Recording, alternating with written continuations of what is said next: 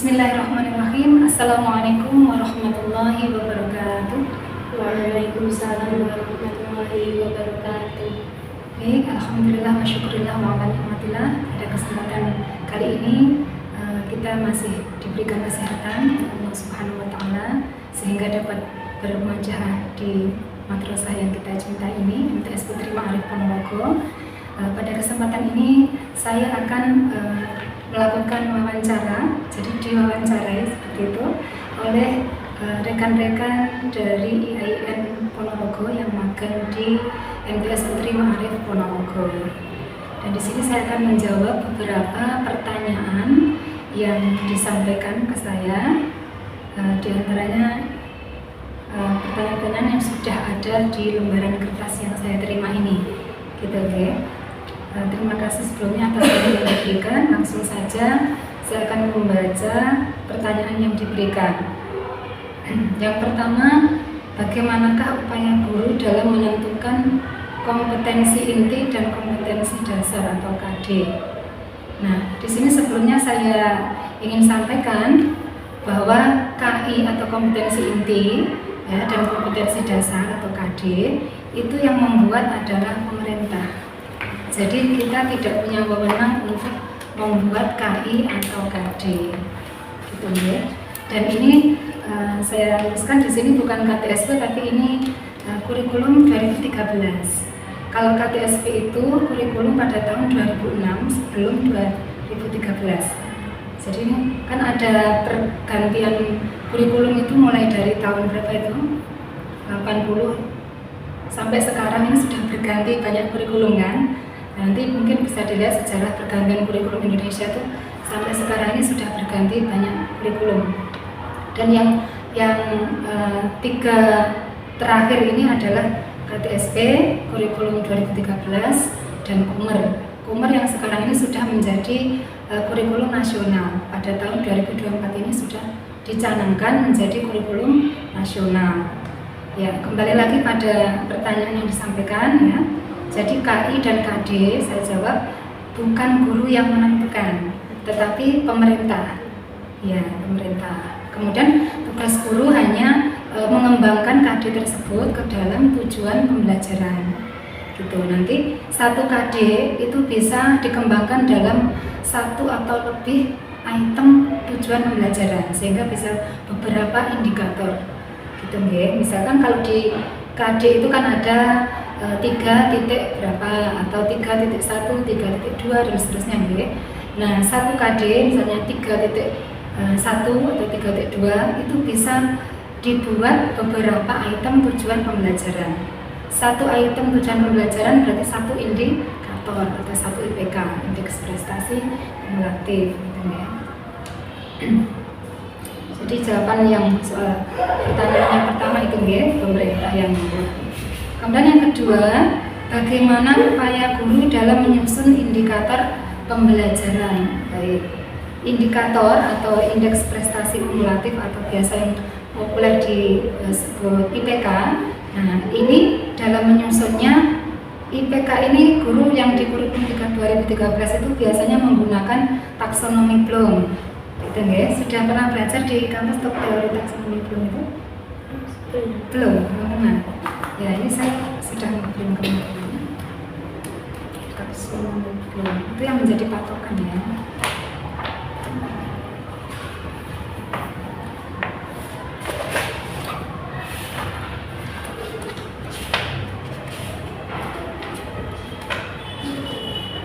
Nah, ini ya, ini taksonomi Bloomnya seperti ini. Nah, ini di sini ada kata kerja operasional atau biasa disingkat KKO ya. Nah, KKO di situ sudah melalui revisi ini pada tahun 2001 ya. Ada taksonomi Bloom yang lama, ada taksonomi Bloom yang sudah direvisi. Kalau yang taksonomi Bloom yang lama ini C1 sampai C6 ini ada kata-katanya berbeda sedikit ya. Pengetahuan, pemahaman, aplikasi, analisis, sintesis, dan evaluasi. Sedangkan taksonomi Bloom yang sudah direvisi, pengetahuan berubah menjadi mengingat. Jadi huruf yang pertama M ya, berubah M semua ini. mengingat, memahami, mengaplikasikan, menganalisis, mengevaluasi, dan mencetak.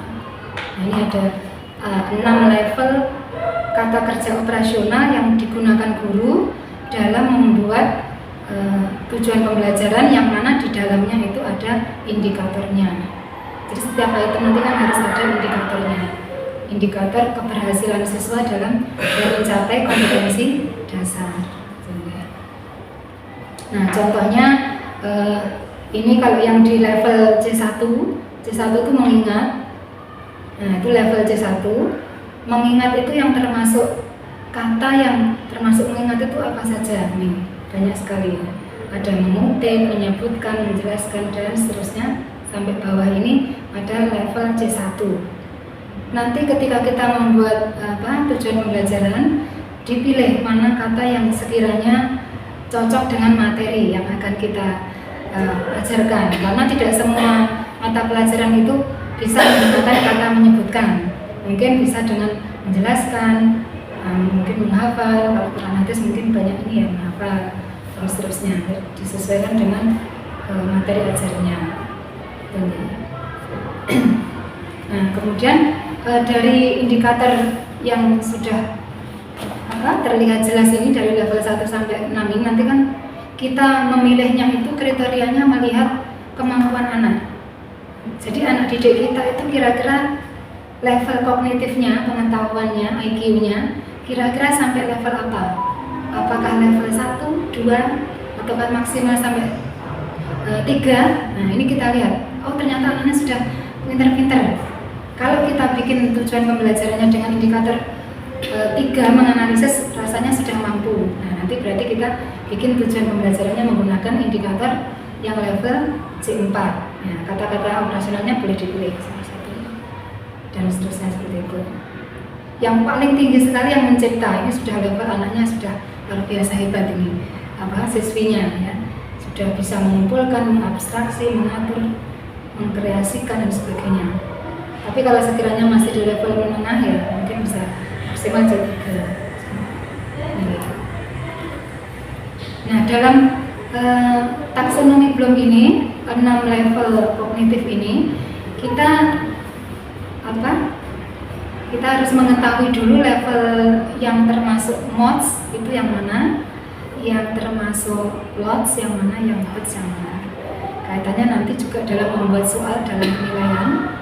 Ketika kita merancang membuat soal-soal itu kan kita sesuaikan dengan kemampuan anak didik kita.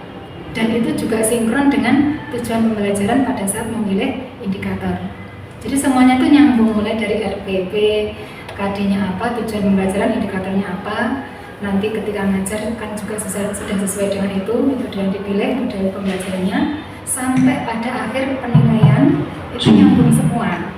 Gitu nggak? Jadi tidak bisa berdiri sendiri-sendiri, tidak. Makanya RPP itu namanya kan perangkat pembelajaran rencana perencanaan pembelajaran. Nah, itu memang sudah direncanakan. Jadi kalau mungkin pengawas itu melihat kinerja guru itu dari RPP-nya itu sudah terlihat apa yang akan dilakukan guru ini nanti di dalam kelas.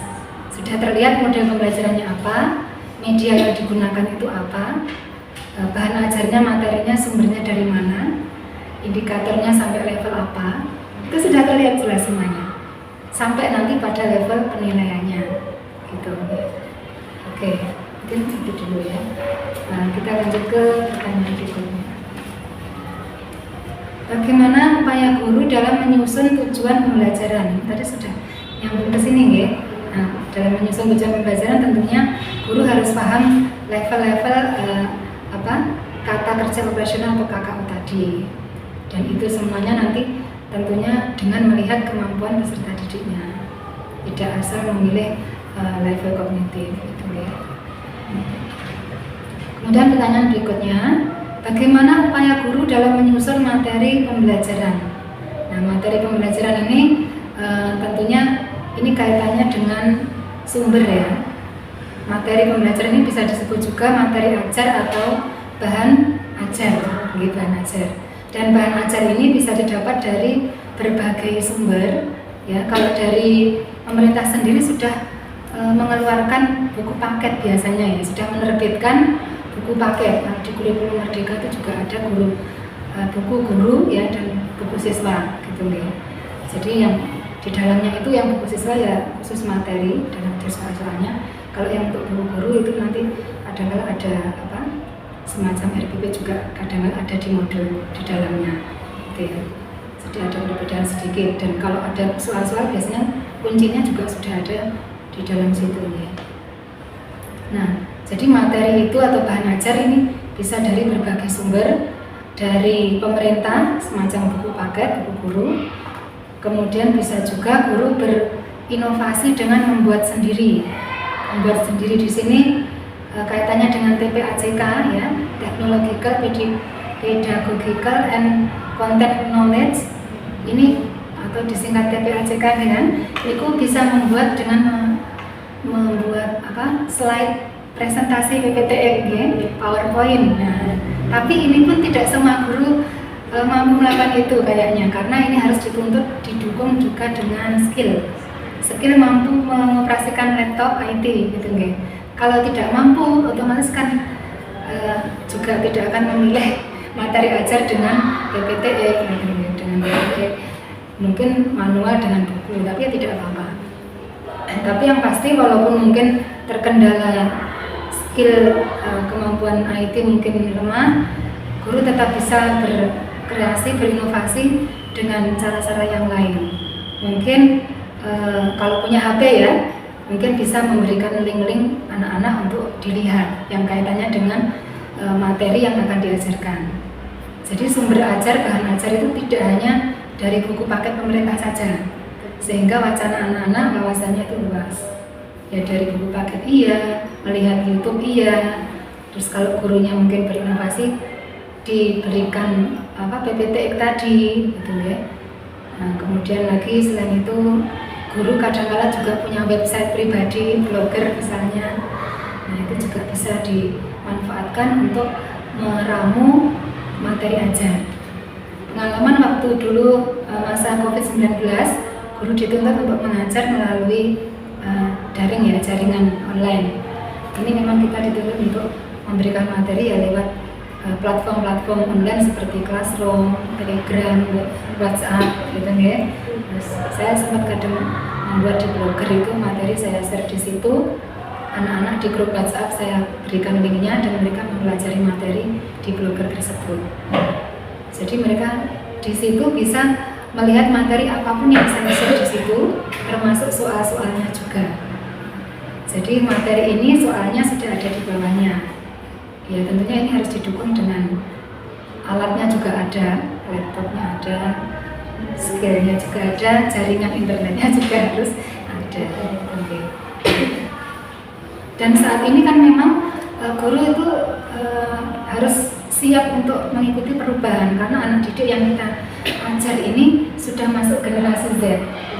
Ya, jadi bukan generasi lama seperti zaman dulu kita belajar, sudah sangat berbeda.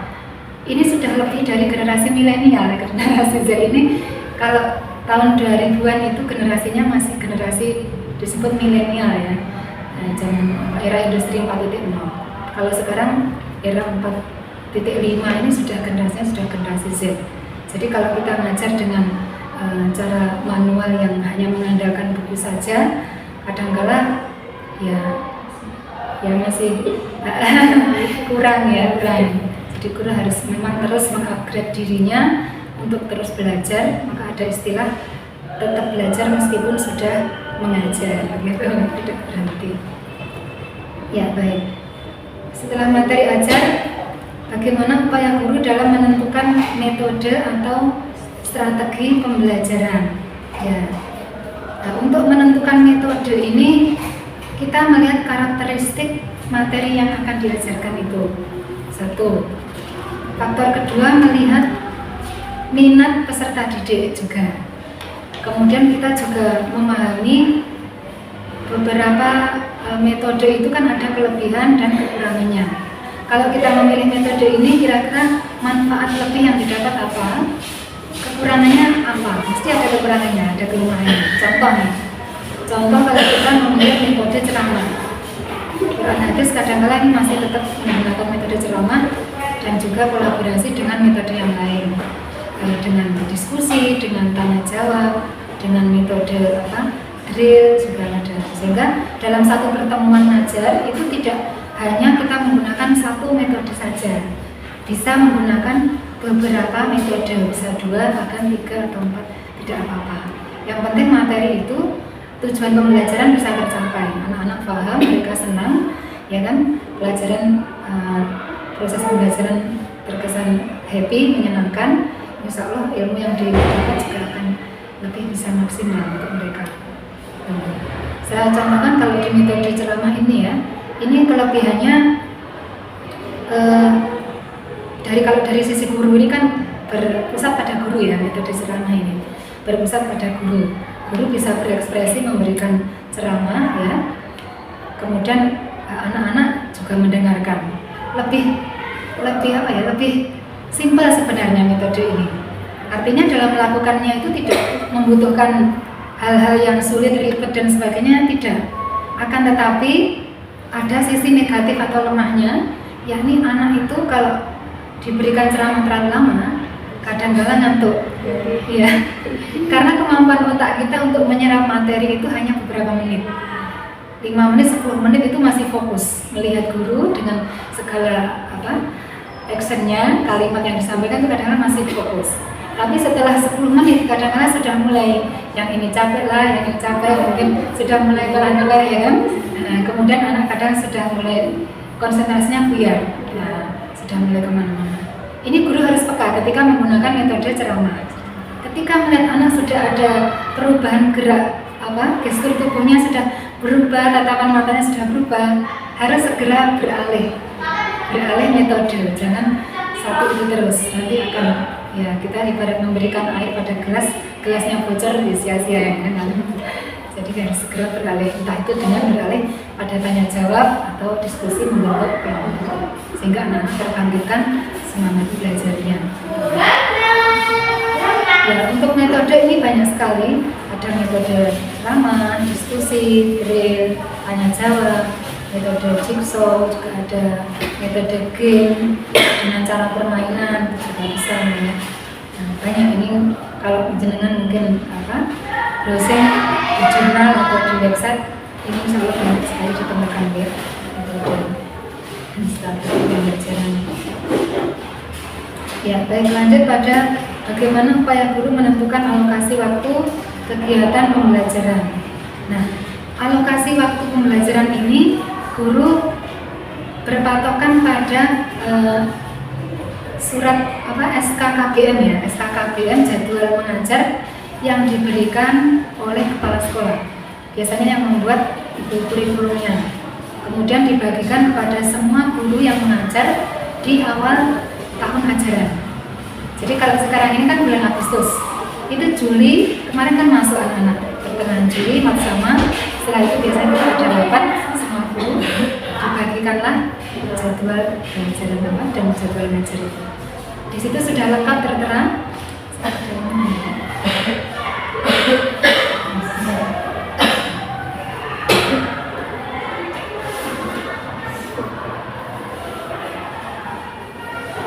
Nah, ini seperti ini ya.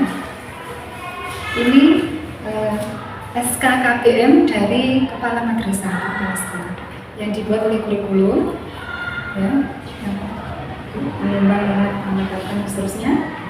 Kemudian di sini ada pembagian tugas mengajar ya. Ini ada kode guru. Jadi semua guru itu punya kode sendiri-sendiri. Kalau saya nomor 8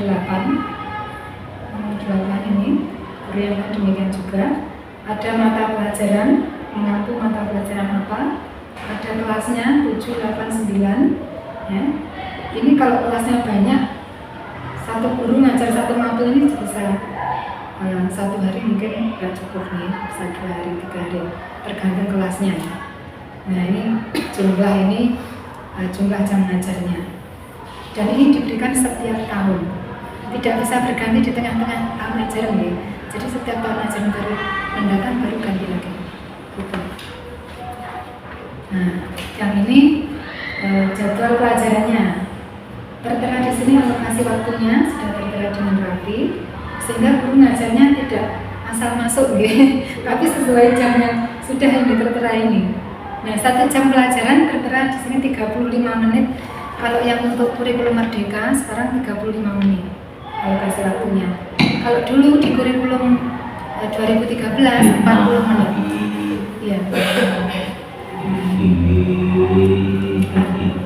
Ini seperti ini jadwal ajarnya. Jadi guru harus ngapalin sendiri kodenya tadi. Kalau saya telah pulang ke rahmatullah.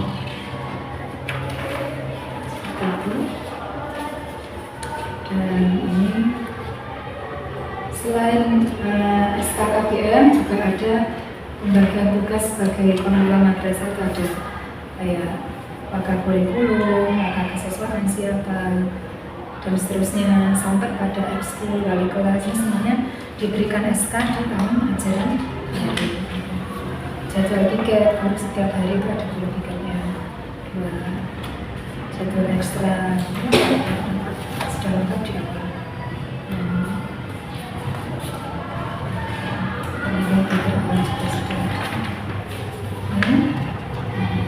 Semakin banyak kegiatan yang ada di sekolah tersebut, tentunya juga semakin berkembang. Saatnya jam ke-6 dimulai. Ya. Jadi dalam menentukan alokasi sekolah,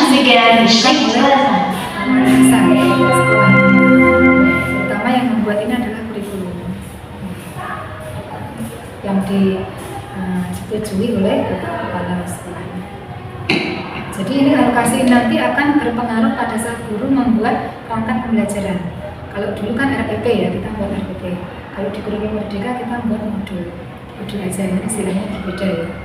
Nanti di RPP atau modul ajar itu akan kita bagi sebagai guru yang akan mengajar 5 menit untuk misalnya pembukaan salam dan persepsi, mungkin nanti 55 menit untuk langkah-langkah pembelajaran, kompetensi inti ya, memberikan materi dan sebagainya, tugas soal dengan anak-anak, diskusi dan seterusnya. Itu yang terakhir untuk refleksi, itu langkah-langkah dalam membuat RPP. Nanti di modul ajar juga seperti itu, cuma ada perbedaan istilah. Dan 1 jam pelajaran itu tiap kelas 2 jam pelajaran untuk mapel saya ya. Iya, 2 jam pelajaran, 2 JP. Kalau 1 JP-nya 35 menit ya tinggal mengalihkan 2 JP itu 70 menit. Dan di sekolah juga tentunya sudah disediakan bel berganti jam. Jadi guru harus mengamati atau siap untuk mendengarkan ini ya. Jangan sampai nanti sudah bel tapi masih nggak kerasa ya. Terus nanti akan berimbas pada guru yang akan ngajar setelahnya kan, terpotong jamnya itu. Usahakan tidak terjadi. Jadi saya berusaha ini. Jadi bel itu nanti juga harus disiapkan semua kelas itu mendengar. Mulai dari sini sampai ujung sana harus terdengar. Kadang-kala kalau ada masalah di speaker kelas itu, nah itu akan merepotkan. Dulu pernah terjadi speaker kelas mati sehingga bel tidak terdengar di ujung kelas yang paling pinggir sana. Guru akhirnya nggak tahu kalau jamnya itu sudah habis dan itu membuat kacau juga. Ya. Nah, kita beralih pada soal berikutnya, bagaimana upaya guru dalam menentukan bahan atau media pembelajaran. Ya. Untuk memilih media itu kita lihat juga dari kesiapan guru tersebut. Kira-kira saya ini siapnya mengajar menggunakan media apa dan juga itu menarik untuk anak-anak, anak didik kita. Misalnya, saya bisa membuat video di YouTube, upload YouTube. Itu media kita. Boleh. Guru berkreasi, berinovasi, membuat media pembelajaran melalui YouTube. Kemudian nanti ditontonkan, diperlihatkan ke anak-anak di kelas ya, dengan LCD proyektor, tentunya dengan laptop dan perangkat yang dibutuhkan, itu boleh. Jadi untuk menentukan media apa tentunya melihat kemampuan guru tersebut. Jadi saya mampunya apa kira-kira. Kemudian juga melihat kondisi anak-anak didik kita. Yang membuat mereka senang itu dengan media apa? Gitu. Nah. Oh, anak-anak suka kalau disuruh nonton video ya sudah, mungkin guru akan lebih sering membuat video. Nah, mereka senang sekali. Tapi dalam memilih media itu pun nanti jangan sampai terlena 1 jam pelajaran itu hanya untuk menonton video saja. Jadi guru harus sebelum media tersebut ditayangkan harus memberikan tugas. Dalam arti anak-anak kalian menonton video ini dengan catatan bahwa buku tulis, alat tulis. Nanti apa yang sekiranya penting kamu tulis. Ini nanti akan mengecek hasil kesimpulan dari kalian menonton tadi tentang apa. Nah, itu sehingga anak-anak itu tertantang kalau menonton nanti saya harus nulis. Gitu. Atau kalau ada pertanyaan yang dia nggak paham bisa ditulis di situ. Jadinya pembelajaran itu akan 2 arah. Antara media dengan anak didik itu akan nyambung, tidak diberikan gitu saja terus sudah tidak ada efeknya itu. Tidak, harus menghasilkan sesuatu, entah itu kepahaman anak tentang materi yang disampaikan atau mungkin anak-anak menjadi berubah wacananya, bertambah, punya inisiatif baru. Mungkin mereka jadi bertanya dari melihat itu, setelah itu bertanya kenapa kok begini Bu, kenapa dan sebagainya itu kan memancing, memberikan stimulus kepada anak agar mereka terbiasa kritis. Dan kritis ini termasuk profil pelajar Pancasila juga. Jadi kurikulum merdeka anak kan harus kritis, harus mandiri, harus berpikir harus itu. Nah, kemudian yang berikutnya bagaimana upaya guru dalam menentukan penilaian kegiatan pembelajaran. Ya, baik. Ini saya bahas sekilas karena kalau dibahas detail ini sebenarnya panjang, gitu ya. Mungkin nanti di next video aja.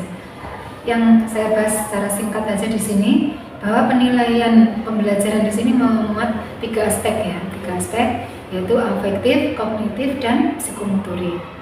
Kalau afektif itu sikap, kalau kognitif pengetahuan ya, kemampuan pengetahuan anak.